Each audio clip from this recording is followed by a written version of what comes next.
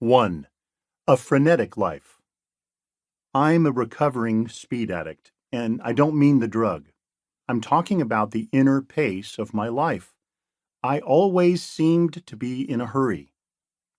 I was the guy who looked for the fastest moving lane on the freeway, the shortest checkout line at the grocery store, and the quickest way to finish a job. It's probably pathological.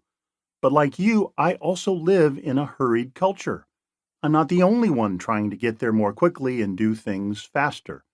In fact, there is little incentive out there to slow down. And the pace in the church doesn't seem all that different from the pace in the world around us. My journey of recovery, my journey toward a more unhurried life, began when I was in my 20s.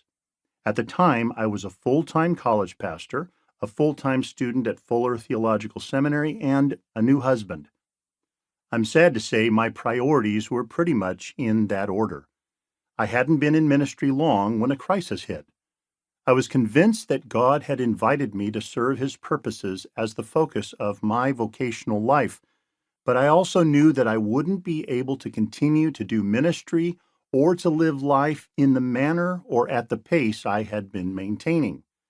I knew I wouldn't be able to last for many more years or even months, let alone for 3 or 4 more decades. My lifestyle was unsustainable. Only in my 20s, I was already showing signs of burnout. It was at that time that I enrolled in a new Fuller Seminary course titled Collegiate Leadership and Discipleship. My position as a college pastor made the class an obvious choice. While I'm sure I gained many good insights into leading a college ministry, those aren't what I remember.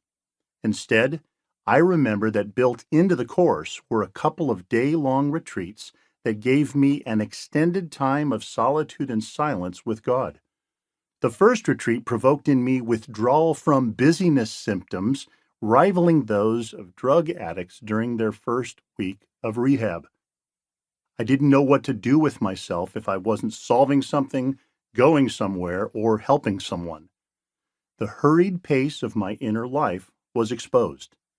There was nothing I could do at the retreat center except listen, and no one I could be with except God Himself. That retreat marked the beginning of a journey I have now been on for more than 20 years, and I'm still in recovery.